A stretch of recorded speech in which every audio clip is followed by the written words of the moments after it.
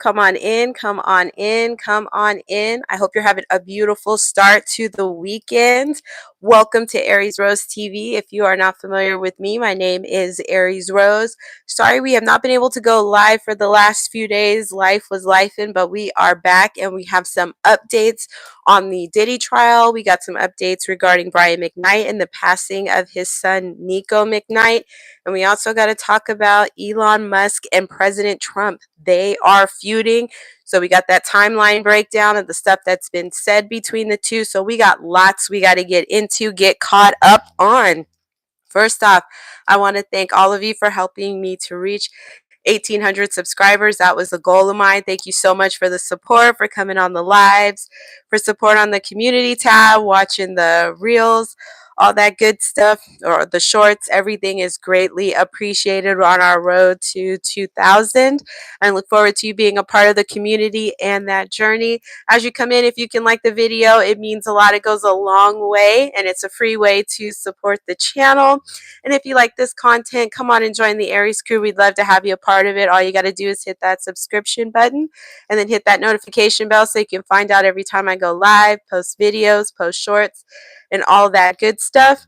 So we got to get caught up on the Diddy trial from day 15 through 18. So we got 3 days worth of testimony that we got to go through. Some explosive stuff has come out. Definitely this trial has taught me a few things about Diddy. The person that we saw out in the public sphere was definitely different than the person he presented in his private life. I mean, the stuff that's coming out about him, honestly, it cannot be unheard or unseen, whichever may apply in the case. And I just truly don't know if he can make a comeback in the court of public opinion. I just don't see him being looked at the way he was before that Cassie lawsuit was filed and before this trial started. He took a big gamble by going to trial because a lot of stuff was going to come out about his personal life. I'm honestly shocked he went in this direction. So I'm very curious to see what the defense has up their sleeve, because I don't believe he would have went to trial if he doesn't fully believe that he's innocent or thinks that he can prove that.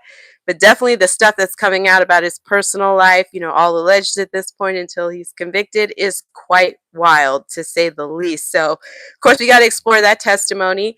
And President Trump and Elon Musk appear to no longer be vibing, which happened less than a year into Trump's second term here, which is kind of ironic because Elon Musk spent a lot of money to help get him elected and campaigned a lot on his behalf. And it doesn't look like the love is still there anymore, and it appears to have started over this big, beautiful bill. So we're going to go through the timeline of the feud between those two, the relationship that I think everybody knew was going to go bad at some point, but probably not as fast as it did, and some of the stuff that's been said between the two, quite interesting, very unexpected.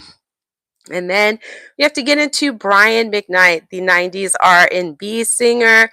He is got some negative stuff to say about his ex-wife and his brother Claude over the passing of his son Nico McKnight due to cancer. I know that death doesn't always bring out the best in families, but it's really sad to see what's going on with his family, because before his son had passed away, they had an estrangement, and he just didn't seem to have a huge interest in being in the lives of his older children. And it's really unfortunate when these things play out in the public sphere like that. Family drama, family issues. And it's definitely changed the way I look at Brian McKnight. It's changed the way others have looked at Brian McKnight due to how he's spoken about his kids, how he hasn't supported them, talked about them, and seemed to be more engaged, more loving, more open towards the child that he has with his new wife and her kids that she had from a previous relationship versus his own biological children. So we're going to get into that. And as you come in, let me know if you are part of the Aries crew by saying hashtag Aries crew in the comments. Or if you're a first time watcher, leave first time watcher. I want to give you a shout out. When you subscribe to the channel, let me know here in the comments. I want to give you a shout out as well, because we definitely appreciate you taking the time to do that. And Rosalina, let me know if I'm saying your name right in the comments. Welcome. Thank you so much for stopping by. And we're going to go ahead and get started here.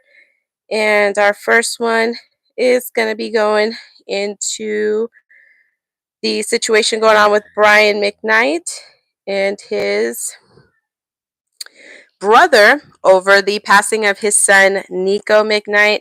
So his son, Nico McKnight, had been battling with cancer for about 2 years. I'm not sure of the type of cancer that he had, but it had publicly come out that he had been battling with cancer. And prior to that, it was known that there was a feud between his older sons, Brian McKnight Jr. and Nico McKnight, and they have a sister as well that was feuding with their father, Brian McKnight. And essentially, Brian had said he had cut off his older two sons because he said they were men, and he kind of was treating it like they were freeloading off of him. And he said he felt like he had given them enough to be successful. Now they needed to go out and be men and stand on their own 2 feet, which in and of itself isn't bad. That's completely understandable. It's just the way he went about it, and then kind of bad mouthing them or wanting to disown them and not have anything to do with them. And children go through these phases, and I don't know what their life was like growing up, or if they grew up super lap of luxury kind of thing, because at one time Brian McKnight was that guy for R&B. He did such a great job with the love songs that he was making. It's just kind of shocking to see the way his public persona has changed from the person that was making those songs and what I would have thought about Brian in those times compared to what's happening now. So I don't know if they're just used to a certain type of lifestyle. I don't know if they had to like do chores growing up or if they have responsibilities. Sometimes it takes a little while to get your footing as an adult when you've grown up a different way. But he doesn't seem to have that same energy towards his new wife's children that she had from a previous relationship. He dotes on them, talks about them all the time, claims them as his own kids, and he does share a son with his new wife as well, whom he changed his name to match and said that that's his real legacy, even though he already has a Brian McKnight Jr., who's his oldest son, and his oldest son, Brian McKnight Jr., has another son who's Brian McKnight III. So he's just kind of acting like they don't exist, which has rubbed people the wrong way, including myself. We feud with our kids. It's not always going to be good times, and there's nothing wrong with that, but to publicly come out and bash them and treat them the way you are, I didn't like that. And especially when your son is having some issues going on, health issues that, ultimately ended up taking his life, and may he rest in peace. Would have liked to have seen, some different energy from Brian as it relates to that. But we're going to get into some stories here from Bossip. Then we're going to take a few moments for some comments. We got Dash Pack. Good evening from South Africa. Welcome. It's daytime over here in my neck of the woods, but thank you for stopping by. And San Magan, I might not be saying that right, but thank you so much for stopping by. I appreciate you. And I'm going to get into this story here.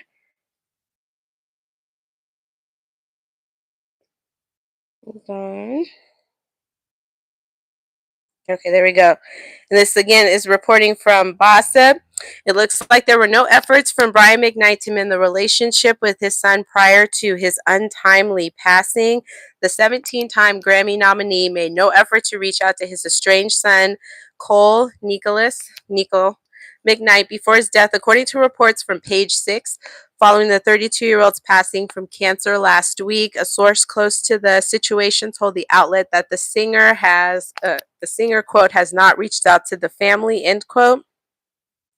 He did not contact or see Nico, the insider added, before insisting Nico was, quote, surrounded by an abundance of love and support from those who truly mattered, end quote, including his mother, Julie McKnight, his older brother, Brian McKnight Jr., his wife, Carla, and other extended family members.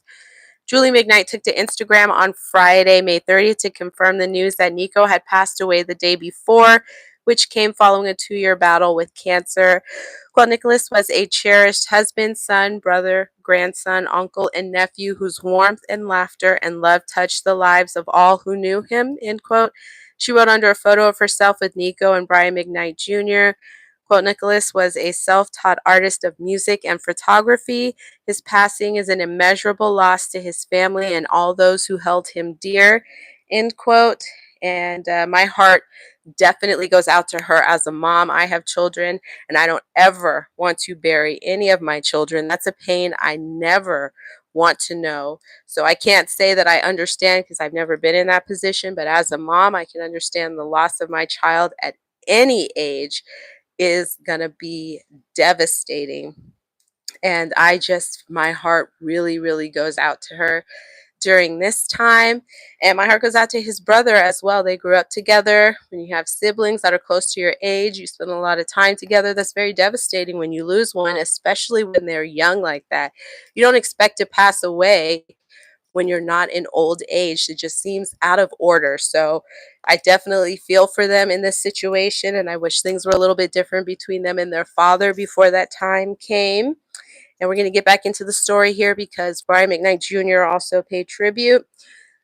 So Brian Jr. has since paid tribute to his younger brother on Instagram, calling him his favorite everything. Quote, I'll live the rest of my life in a constant state of disbelief. My beautiful baby brother, I love you until the plane ceases to exist. There is no me without you, so living just feels out of whack. The balance is gone and I will never be the same. I was the luckiest big brother in the universe. It almost seemed unfair at times. End quote. Brian McKnight has an estranged relationship with his eldest four children for years now. In October 2023, the singer announced on Instagram that he legally changed his name to become a senior to his then newborn son Brian Kanoa Makoa Jr., whom he shares with his wife Leilani Mendoza. He had already been a senior to his eldest son Brian McKnight Jr. The next year, he proclaimed he didn't claim his estranged biological kids because they were the, quote, product of sin, end quote. Quote, in order to live a life that you love, you have to get rid of the evil and negativity, even if that evil and negativity is related to you, he said during a Q&A on Instagram at the time. It ends with rest in peace, Nico.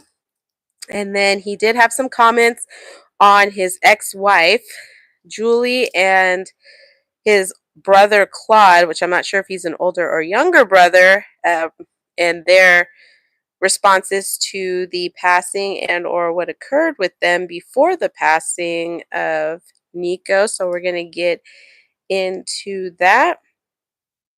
And then we got a comment here from Alex. Not everyone is meant to live to old age. God dictates when we die. Absolutely, but it still doesn't change that it's sad when someone dies when they're young because it's just not expected. We typically expect to die when we're old. I don't know too many people who are young that may not have thoughts of self-deletion, which if you do, you should definitely get help. That is a permanent solution to a temporary issue. All things get better with time. Um, you just don't think, oh, I'm going to be passing at 4 years old. It's just not a thought. You think you're going to be 104, 84 years old. So it doesn't make it any less sad. And I hope you never have to know that feeling yourself. And we're going to move on here back to the story here. This reporting from Bossa. Brian McKnight is facing backlash after posting what many are calling a dismissive and odd response to the death of his son Nico, in which he berated his own brother for sharing a, quote, tasteless and self-aggrandizing, end quote, tribute announcing the tragic news. Quote, he used Nico's death to insert himself. Wrote the Back at One singer in a post that at one point included a Hennessy bottle placed in the sand. The 55-year-old R&B singer took to Instagram on June 3rd with detailed voiceover video post where he spoke about some of the family challenges he allegedly faced in the months leading up to Nico's tragic death from cancer. McKnight, who had been embroiled in a public feud with Nico and his older children over claims of abandonment, kicked off his eulogy post by slamming his brother Claude McKnight for announcing 32-year-old Nico's death. The Grammy-nominated artist called Claude's seemingly supportive TikTok video, quote, tasteless and self-aggrandizing. Then he says, quote, that frankly was not his to make, in my opinion, talking about Claude McKnight announcing the passing of Nico McKnight.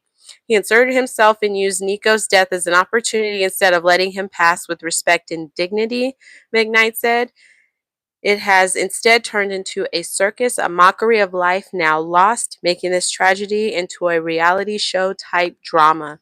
McKnight shared that he held a private ceremony with his wife Leilani McKnight near their residence in Maui to honor Nico's memory. He also claimed that he had an extended and open door of communication to both his son and ex-wife Julie McKnight, offering support during Nico's cancer treatment, but alleged that they declined his help. And got a quote here: the last time he and I spoke, we offered him all the help. This is from Brian McKnight. We offered him all the help we could provide. We had the #1 oncologist on deck for him and a team of specialists on standby with private care in our home. He and his mother declined, the singer claimed before slamming Julie once more to the self-proclaimed mama bear. May God have mercy on your soul for not allowing him to accept that help and not allowing him to use that line of communication, he continued. There's a great comfort in knowing God knows the truth and the totality of the whole story. I'm truly thankful for the immense peace God has given me. I've left everything in his hands. I have a clear conscience. The only judgment that matters is God's. He added in part, quote, my wife, our children, and I are eternally thankful to Almighty God that this suffering has come to an end and grateful for all your condolences. Thanks to those who have known the truth from the beginning and haven't let untruths, half-truths, and slander prejudice your opinion. End quote. Notably, McKnight's video post featured scenes from the memorial, including photos of the picturesque Maui beach where the service took place, and oddly, a photo of a Hennessy bottle placed in the sand as a tribute to his son. Social media users were quick to react to the bittersweet tribute. On X, many criticized McKnight for turning what could have been a quiet, heartfelt moment into yet another source of controversy. This is a quote from X. Even after his son's passing, Brian McKnight can't help but to be a passive-aggressive narcissist jerk, pinned at Baymonts on X. Quote, there's a reason why his older children wanted nothing to do with him, end quote. And another user added, quote, the fact that Brian McKnight really just lost his son and didn't try to reconcile or even go see him before he passed says how trash of a person he is. On top of that, he's going on with his life like he didn't help make that child, end quote. Ooh, that one burned right there. A source claimed McKnight made no effort to contact Nico before his death. Um, Very, very sad. Claude, who is the uncle and the brother to Brian McKnight and the uncle to his children, had posted a sweet TikTok video in memory of the 32-year-old describing how amazing he was instead of focusing on his brother's years-long drama with Nico and the singer's eldest children. And he wrote, quote, I want to post this about Nico, about his legacy, about how amazing he is, not about what some of you may have heard about family drama that existed for quite some time in our family. I don't know exactly what was going on there. I know what I've seen. I know what I've heard from all parties involved. A lot of things didn't get resolved. I know that kid had a lot inside, a lot eating at him for a long, long time. It may have contributed to what happened to him. What I do know is he's out of pain now. I want to uplift that young man. So definitely sending prayers out to the family that they can find healing amongst this very sad, tragic ending to one of their lives. And hopefully this brings them closer, because life, you really just don't know how long you have. So trying to make the best of it and spending it with the people you want is the best you can do. And if there's something you want to do, get out there and do it, because you truly don't know when your time is up. And we got a pause for some comments. Toby, hi from England. Thank you from across the pond here. Appreciate you being on. And now we're going to jump into some drama with Elon Musk and President Trump here. So we got a timeline of that situation with the tweets and comments that they have made about each other. So we're going to go into that, but let me know your thoughts on Brian McKnight's comments about his brother and his ex-wife Julie. I don't think his brother said anything negative at all. He didn't say anything to me that was offensive to either party. I think it was really respectful and thoughtful of his nephew, and I think, it wouldn't have made sense for him not to say something about it. So I'm not really sure why Brian was in his feels about that, but definitely let me know your thoughts. Do you still listen to Brian McKnight? Has the drama with his older kids changed your opinion on him? Let's keep that conversation going. And now let's get into the drama between President Trump and Elon Musk. So, Elon Musk did a lot of campaigning during the 2024 presidential campaign to really help get President Trump elected. Some say he even used X, which he owns, to be more favorable towards opinions that were more on the side of President Trump to kind of help get him more visibility. And I guess that's a benefit of owning a platform like that you can kind of control what information is put out there and who sees it, because you have control over the algorithm. And he helped, in my opinion, he helped get President Trump elected. And I think from all of that help and obvious financial help, not only just going out and campaigning, but from the financial help that Elon Musk pumped into his campaign, I'm sure either there was an obligation or he felt obligated to make him a part of the administration in some way. Since Elon Musk runs a lot of businesses, and I'm sure he wasn't willing to step down for that to do a government role, he was a special government employee, and he essentially started when Trump got inaugurated in January 20th of this year, 2025. And he was also the alleged, depending on who you talk to, head of the Department of Government Efficiency. And so that government department, which is not an official government department approved by Congress, but what it was goal was to do was to eliminate waste, fraud, and abuse. What is considered waste, fraud, and abuse to me was never defined. So it was, I guess, in the eyes of the people who are looking at it of whether or not it's considered that. But thanks to Doge, a lot of federal workers have lost their jobs. A lot of different departments and agencies within the federal government are gone or had a lot of their staffing removed on there.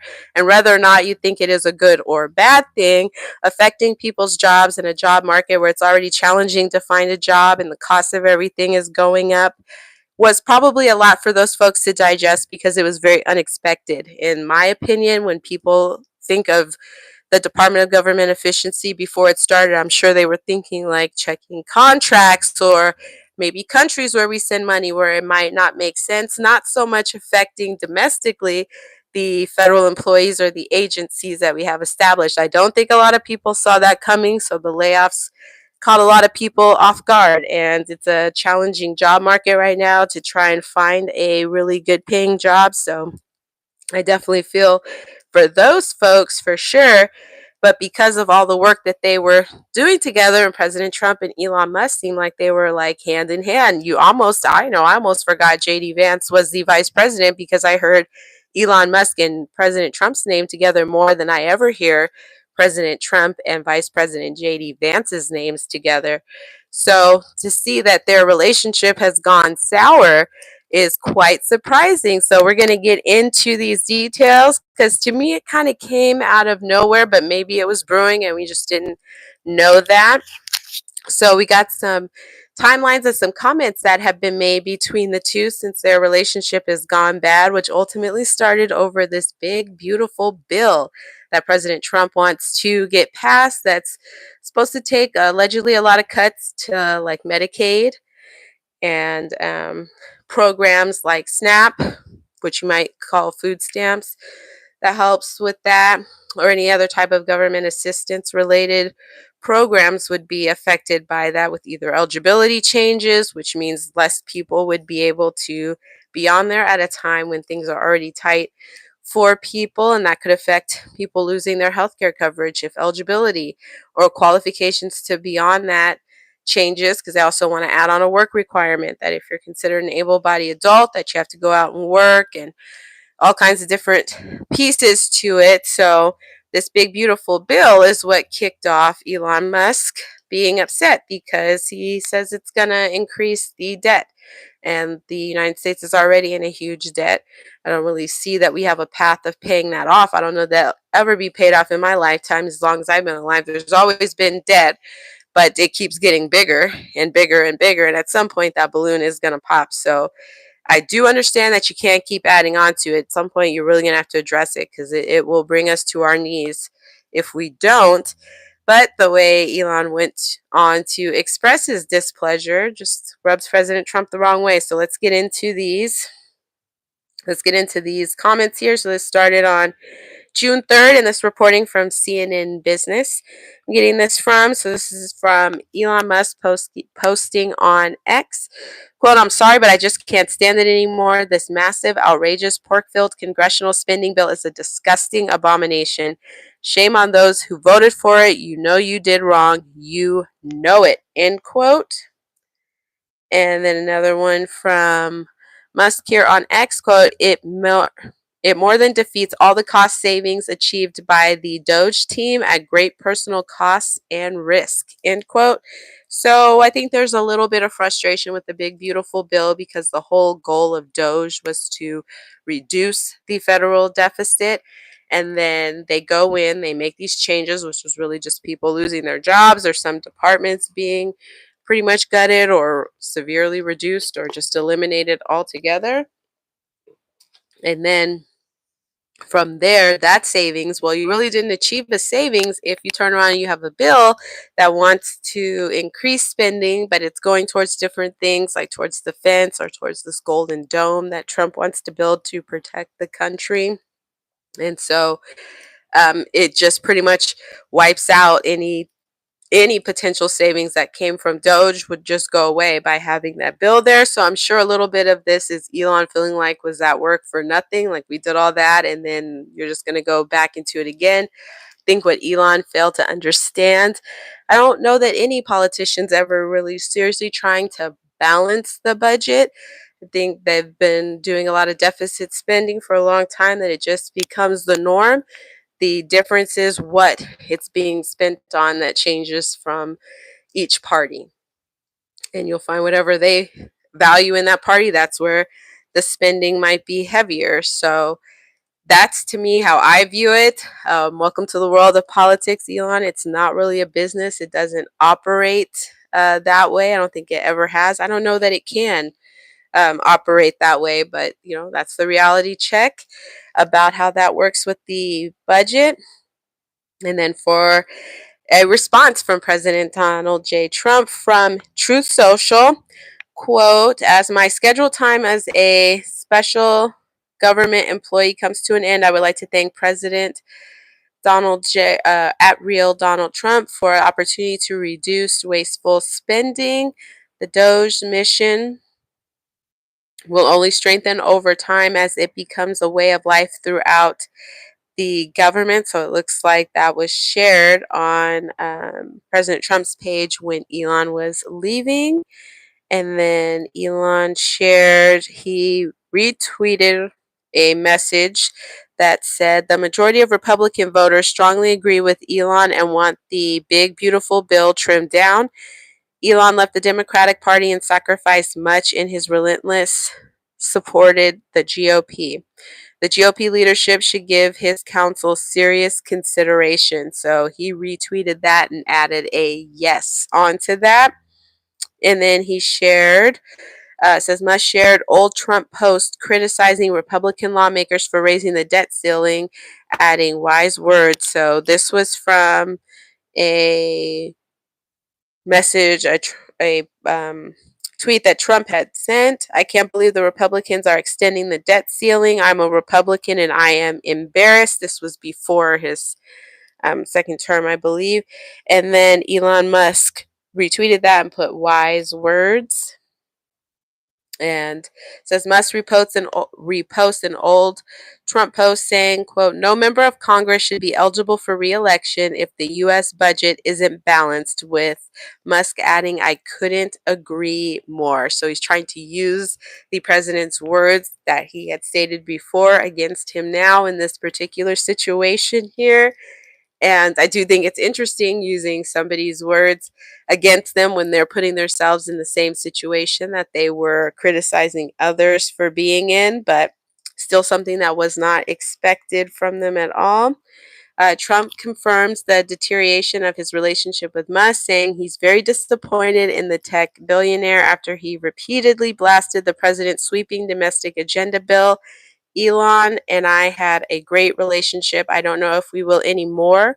Trump tells reporters in the Oval Office less than 1 week after the two exchanged um, effusive praise on Musk's last day as a special government employee. and must then post a slim, beautiful bill for the win. So that big part is just he's not feeling that. And must post that he would support a slim bill that included EV incentive cuts. And this is a post from Elon on X. Quote, whatever, keep the EV solar incentive cuts in the bill, even though no oil and gas subsidies are touched. Very unfair, but ditch the mountain of disgusting pork in the bill. In the entire history of civilization, there's never been legislation that both big and beautiful. Very upset about this bill. And then Musk disputes Trump's claim that Musk reviewed the budget bill, saying he was not shown the bill even once. And so he tweets here, false the bill, quote, false, this bill was never shown to me even once and was passed in the dead of night so fast that almost no one in Congress could even read it, end quote. And then Musk claims, this is the post he did on X, quote, without me, Trump would have lost the election, Dems would control the House, and the Republicans would be 51-49 in the Senate. Then he follows up with such ingratitude. And wow. And then he says the big ugly bill will increase the deficit to 2.5 trillion. That is a lot. Elon Musk saying kill the bill. And Elon Musk, is it time to create a new political party in America that actually represents the 80% in the middle? And so far from all the votes he's got, there was an 80% that said yes and 19% said no. I don't know who the 19% were, because we definitely need new political parties here for sure. Think the two just aren't hitting it for majority of the people anymore. And then we got this is what President Trump posted on Truth Social. Quote, Elon was wearing thin. I asked him to leave. I took away his EV mandate that forced everyone to buy electric cars that nobody else wanted, that he knew for months I was going to do, and he just went crazy. And the another post from President Trump on Truth Social, quote, the easiest way to save money in our budget, billions and billions of dollars, is to terminate Elon's governmental subsidies and contracts. I was always surprised that Biden didn't do it. Now, this is a person who had somebody heading up a department that was literally going in, getting personal data, getting all kinds of information, allegedly making government agencies more efficient, slashing jobs. And then you're talking about we should cut his contracts. And I'm surprised that Biden didn't do that. Wow. This is another post from President Trump on Truth Social. Quote, I don't mind Elon turning against me, but he should have done so months ago. This is one of the greatest bills ever presented to Congress. It's a record cut in expenses, $1.6 trillion, and the biggest tax cut ever given. If this bill doesn't pass, there will be a 68% tax increase and things far worse than that. I didn't create this mess. I'm just here to fix it. This puts our country on a path of greatness. Make America great again. End quote. And then Elon Musk posted, the Trump tariffs will cause a recession in the second half of the year. I can completely see that happening with the way things are going. And then Elon even made a huge allegation that the reason why the Epstein files have not been made public is because President Trump is listed in them. No proof stating that, or no anything that was showing where you got that information from. So it's hard to say if that's true or not, but knowing how close he was to President Trump and how much time he spent in the White House and in that circle, he could potentially allegedly be talking from a place of knowledge, who knows. But quite a statement to make when you were just out there less than a year ago campaigning for somebody and putting over 200 million into their campaign to become president. how fast the love goes away. But let me know your thoughts here in the comments. We weren't able to get into the Diddy trial here, but we will be back on live later on today. We got a few things we got to do here.